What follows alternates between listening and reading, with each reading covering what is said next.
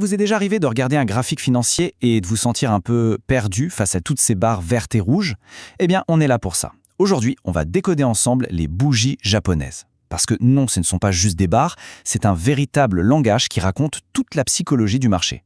Et tenez-vous bien, cette technique, elle ne vient même pas de Wall Street, mais des marchands de riz japonais du XVIIIe siècle. Voilà. C'est la question à $1 million, pas vrai? C'est la question que tout le monde se pose en fixant son écran. Et c'est exactement ce qu'on va décortiquer.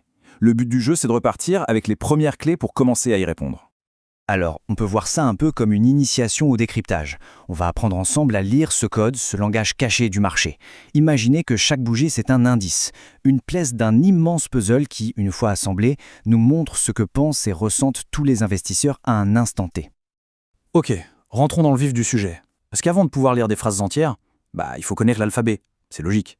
Donc, première étape, on va disséquer une bougie, voir ce qu'elle a dans le ventre. En gros, une bougie japonaise, qu'est-ce que c'est?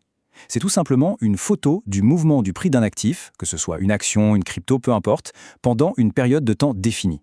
Et ce qui est fou, c'est que peu importe si cette période dure 1 minute, 1 heure ou un jour, chaque bougie est un concentré hyper dense de tout ce qui s'est passé.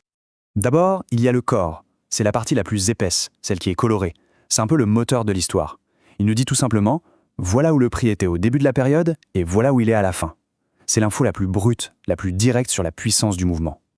Et puis, on a les mèches. Vous savez, ces petites lignes fines au-dessus et en dessous du corps. Eh bien, elles racontent les coulisses de la bataille. Elles nous montrent jusqu'où le prix est allé au maximum, au plus haut et au plus bas. C'est vraiment le terrain de jeu complet de l'affrontement entre acheteurs et vendeurs. Ok, maintenant qu'on a les pièces du puzzle, on assemble. Et le tout premier indice, le plus évident, celui qui saute aux yeux, c'est la couleur. La couleur, c'est simple, elle nous dit qui a gagné le round. Là, c'est hyper simple, vraiment. Une bougie verte, on dit aussi haussière, ça veut dire que le prix a fini plus haut qu'il n'a commencé. Bilan, les acheteurs ont gagné. À l'inverse, une bougie rouge, baissière, eh bien le prix a baissé. Là, ce sont les vendeurs qui ont pris la main. Mais attention, la couleur, ce n'est que le titre du chapitre. La taille du corps et des mèches, ça raconte toute l'intrigue. Un grand corps bien long, qu'il soit vert ou rouge, ça montre une chose, de la conviction. Il y a de la force dans le mouvement. À l'opposé, un tout petit corps, ça sent l'indécision. Et les longues mèches alors, elles hurlent volatilité. C'est souvent un signal d'alerte, un signe que le vent pourrait bien tourner. Bon, on en vient au cœur du sujet, à la fameuse question du début. Comment on fait pour repérer les signes d'une possible hausse? Alors, il faut savoir qu'il existe des dizaines de combinaisons de bougies. Mais là, pour bien comprendre le principe, on va se concentrer sur un exemple super connu et très parlant. Et cet exemple, c'est le marteau. Le nom est bien choisi, vous allez voir. Visuellement, c'est vraiment l'image d'un marteau qui vient taper le fond du marché, comme pour dire « stop, maintenant on remonte ». C'est un des signaux de retournement à la hausse les plus classiques. Alors, comment ça se lit, un marteau? Il faut s'imaginer la scène. Le marché est en train de chuter, l'ambiance est morose, les vendeurs ont le contrôle total. Et là, paf, cette bougie apparaît. Qu'est-ce qu'elle nous raconte? Eh bien, pendant cette période, les vendeurs ont poussé le prix très très bas. C'est ça qui crée la longue mèche vers le bas.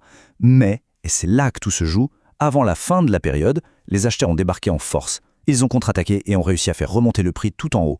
C'est un rejet hyper violent des prix bas. Et ça, c'est vraiment un point essentiel à comprendre. C'est super tentant de voir ces figures comme les boules de cristal magique. Mais non, ce sont des outils, rien de plus. Un marteau, pour être vraiment pertinent, il doit apparaître après une tendance baissière. Le contexte en analyse technique, c'est tout. Ok, alors, si on devait résumer en quelques points clés. Premièrement, chaque bougie, c'est le récit d'une bataille entre acheteurs et vendeurs. Deuxièmement, la couleur et la forme de cette bougie nous révèlent le gagnant de la bataille. Et troisièmement, des figures comme le marteau peuvent agir comme des signaux d'alerte, des indices d'un possible changement de dynamique. Et s'il y a une seule chose à ne jamais oublier, c'est ça.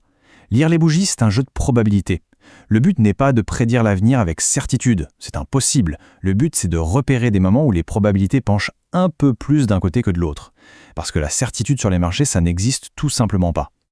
Alors voilà, la prochaine fois qu'un graphique s'affichera sur un écran, essayez de ne plus voir juste une ligne qui monte ou qui descend. Posez-vous plutôt la question, qui est en train de gagner la bataille, là, maintenant? Quelle histoire le marché est en train de nous raconter? Parce que bien souvent, la réponse elle est juste là, sous nos yeux, écrite vert sur rouge, bougie après bougie.